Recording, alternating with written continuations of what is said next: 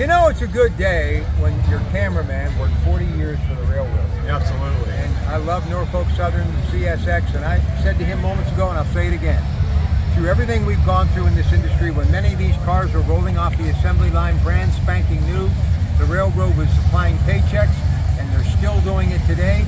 And when the new cars are being carried on the railroad for 2024 and beyond, people will still be working for the railroad. So I'm a big fan, and I love promoting the rails. Now, I want to talk about this incredible hot summer night car cruise. I came early, but it's hot, it's sunny, it's beautiful, lots of chrome, lots of beautiful bumpers, tires, and of course those engines that are roaring as we speak. Too many cars to show you, but if you look over our shoulder, I think you know exactly what I'm talking about.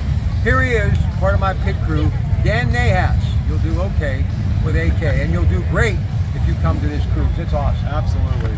This is probably one of the biggest ones we've had. It parks are full. There's got to be over 2,000 cars here. So tell me how this whole thing started. It started before I was involved with it. They actually started doing stuff back in the 80s with a small, like, car show. So it wasn't a cruise, it was a show. And guys would being like Model Ts, Model A's, stuff like that. And it started way back in the 80s. And then things progressed. And I think they've been putting it on as this for 23 years. 23 years, I believe, is correct. All right, so let's go back to when Sammy's grandfather was a railroader. The greatest generation post-World War II. We've talked about it before. Hot rods, muscle cars. And those cars have gone full circle because people enjoy hot rods and muscle cars more now than ever. And I think the American-made cars have found a resurgence, even the newer models, because of people who've reconnected with the past. Oh, absolutely. So you go down the road and watch the cars going by. It's hard to tell what's a Hyundai, what's a Kia, what's a Ford, what's a Chevy, what's a, whatever. Because they all kind of look alike, unless it's a Corvette or a Mustang or a Camaro or something like that. The cars just look so similar. When you look at stuff from the 60s and 50s, they were very distinctive. So even the 70s and 80s, the cars, you knew what it was when you saw it come down the road. All right, let's talk about, I just bought another Chevrolet Equinox. Okay. He and Joe Dentisi are the reason why I own that second edition, and McElwain, I know you're a big fan of. Nice people. Let's talk about some of the legendary car companies, automobile dealerships that once were in England. Well, like Colonial, Chrysler, Plymouth. right, Baker Chevrolet going back into the 50s, 60s, 70s. In fact, when I was starting to drive, my dad would buy lots of used cars from them. We bought a 65 Chevy convertible. We bought a bunch of stuff from them. They were very nice to me. Is there a better feeling than actually driving out of a showroom floor in a brand new car? These weren't brand new. I know. Used cars, but I I mean, know. it still felt pretty good driving those cars. They were really cool. Well, I'm just saying, I'm 66 and a half, and this is the first new car I've owned in a while. And when you get in it, the speedometer has like a tenth of a mile on it. Yeah. There's something They still you said smell about that. new. Yeah. But these previously owned cars are incredible. And you know something I learned from Summer Overnow Insurance? A lot of people who spend money with these great names of insurance, they're insuring these classic cars. Oh, yeah, absolutely. Yeah. That's a smart idea. Oh, yeah. This cruising industry is big, Danny. The insurance company that I have for my car is gigantic. They're a huge company. They actually were a family-owned company. They got bought by a bigger insurance company. Let's talk about the railroad industry again. I got Sammy here, 40 years an electrician. Do you realize what the automobile industry does for America? The assembly line, United Auto Workers, and just the transportation from a tractor trailer, 18-wheeler, to a railroad car carrying these automobiles, the commerce, the money that changes hands because of every nut and bolt in those vehicles. Oh, yeah. I think the shipping on the new cars is over $1,000. So there's money. Per car? Yeah, per car. So there's a lot of money going out. So, and like the truck I drive was built in Kansas City, so it's an American-made truck. And I drive it every day, and it's been a good truck. So, so it was actually, I believe, shipped here on rail, then they pick it up on rail on the truck. Listen, this day is going to be rocking into the evening because Mario 410 Grill is He's got my good friend Joe Grishecki, Iron City House Rockers. I was actually with Rich Ingler yesterday at his house talking about the new documentary. It's getting rave reviews. You can see it anywhere. Find out more at richingler.com. It's entitled Behind the Stage Door. Rock and roll and car cruises do They go together. They do. Why? Yep. Because I think because we all were listening to that on the AM radio stations. And do we not need our AM radio? Absolutely. Don't take the AM radio out of the Well, that's a bone of contention with like a lot of people because of what's going on. You actually know how to work that all phone. the emergency stuff is dealing with that. So if you have an emergency, it's going over AM, not FM. And you get it right now. Right. I always like to pick your brain about some old cars, classic cars. So I'm watching a thing the other day about the Corvair. Okay. Give me a bit of history on the Corvair. What went wrong and what was right about it earlier? Well, the first generation of Corvairs, they had a problem because they had to keep the tire pressures lower in the front than in the back, and if you just build them up at the same tire pressure, it had a habit of snapping when you went around the curve because all the weight was in the back. If you went too fast around the curve, the back end of the car would try to swap ends with the front end of the car. So that was the original problem. But GM redesigned that car in '65. So I think they came out with it in '60. And it was a huge success. People talk about it being a flop. They sold a ton of Corvairs.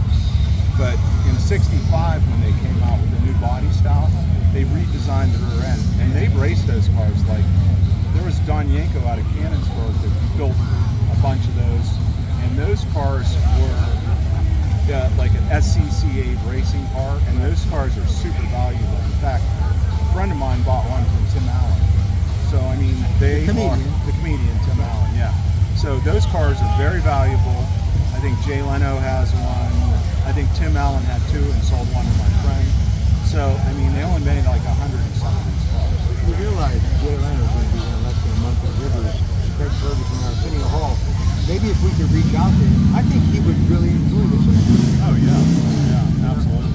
A couple more things. So tell him where we're at, what's going on, and why they need to get here. So this cruise is going on until 7 o'clock tonight, downtown Beaver. A lot of the shops downtown are open. The vendors are here. We have food trucks. Literally, there's probably an extra 5,000 to 10,000 people in downtown Beaver today. It's packed. So, and there's tons and tons and tons of old cars around. So it's fun. Some of the cars that people may want to check out. There's so many. We can't run through this whole crowd because there's just too many people, too many cars. But there's a lot of, I mean, you name it. Over to my left, a Coupe de Ville, lots of Mustangs, a Charger. I mean, a GTO. My favorite, a GTO. So, I mean, come on. There's literally cars here that are probably worth $2,000, and there's probably cars worth here over $1,000. So there's tons of cars here. So tomorrow, Michigan International Speedway, one of the all-time greats on the NASCAR circuit. There's a connection there too, wouldn't you think? With NASCAR and car cruising and cars. Not as much as there used to be because, corporate America. Yeah, corporate stuff is kind of taken over, and the cars all kind of look a lot alike now. They've got those kid car colors instead of the old cars that they, So, I mean, there's still some connection, but I don't think it's as strong as it was. Like, let's say, up until like maybe 2000, 2005. So the Packard and when those cars got chopped up as hot rods, have we kind of moved now pretty much into the 60s as opposed to being in the late 40s and 50s with collectibles? Because people are getting a little younger, more involved. The problem with the street rods is they're not that big inside.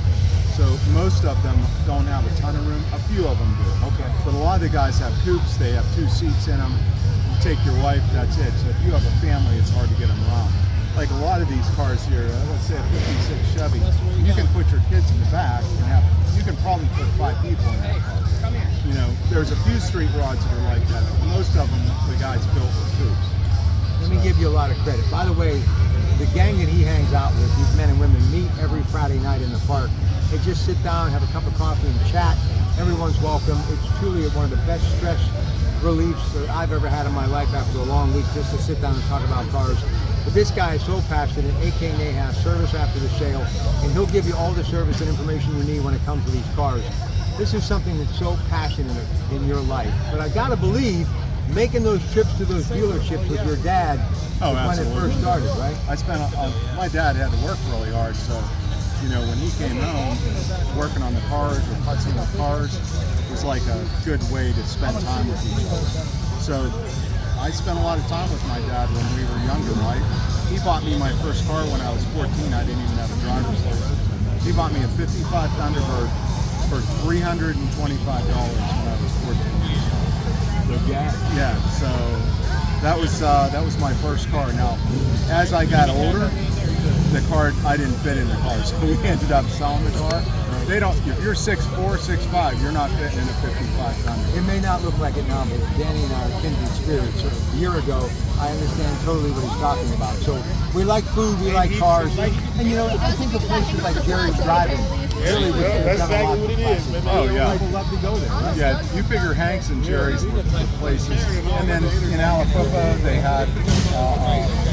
I want to call it Bob's, but it wasn't Bob's. It was Eaton Park. Eaton Park. So a lot of people would go to that and cruise, or they cruise at the one in Ambridge. So all the towns around here had places where people could go and hang out. I mean, even McDonald's in Beaver Falls. Yeah, the first McDonald's. The first one, the original one. Yeah. So I remember going in there when I was a kid, and people would pull in all kinds of cool cars. Listen, make no mistake about it. Even though we like our classic cars, they're still really making some awesome cars. Oh yeah. Yeah, I wouldn't mind having a new Corvette or one of the new Challengers. By the way, my brother-in-law, John Manzetti, McElwain Motors, just bought his second Corvette. He's living a life of retirement out in Chippewa, and he's enjoying his Good for him. In closing, this thing has really taken on a life of its own. And you know when it's happening, when you're coming back from KDK Radio, and everything in front of you or going in one direction or the other on 376 or Highriver Boulevard is a classic car coming to the You know, streets. yeah, it's amazing. It's the day, right? How can people get involved throughout the season when this thing isn't rolling? Is there like a club organization? They get a newsletter? We don't have that. We're not quite that sophisticated. But we have a group of guys that works very hard. We start having meetings in February, and we have meetings all the way, at least once a month, up until July. So, and then we come down Thursday night and Friday night to help set up. So a lot of guys dedicate a lot of time, and so their reward for doing that is a T-shirt and $10 to get lunch. So it's done by passion, not for money. And any money we make here for this cruise goes to the parks. So it goes, the guys that help sponsor it, the money goes to the Beaver County Foundation, and then any money that's left over after our expenses goes to the Beaver County Park, or the Beaver Pubs. So it's a really, really good way to keep the town of Beaver looking beautiful. And it looks great. Yeah, and I mean, honestly, tomorrow when you drive through town, you won't know this cruise was on. Well, here's the thing. Lots of times on the weekends, I'm heading through Beaver at like 3:15, 3:30 in the morning. And they started yesterday getting ready for this event. It's taken on a life of its own. Mayor Tom Hamilton, everybody on the council, thank you. Beaver Area Chamber, thank you. And you got some of the best people living in this community. And every time I come here, I feel like I'm home. And more importantly, every time I get a chance to talk to him, it's a good day. Hey, one more thing real quick. No. We're going to have a cruise here on August 20th. It's a Sunday from noon to 4. It's going to be in the park where the gazebo is, and it's benefiting the War Memorial. That is a wonderful bit of business that goes to one of the best causes anywhere in this region, the Dwyer Memorial Home. Yeah, it's definitely a good cause. They do a lot of stuff for a lot of people that are unfortunately not able to do some things for And themselves. they've got a rich history. They've been going it for a long time since absolutely. we were kids, right? Oh, yeah, absolutely. Danny, always a pleasure. Much love. You, sir. Appreciate it. Come on, say it one time. You'll do okay with me. That's a beautiful thing.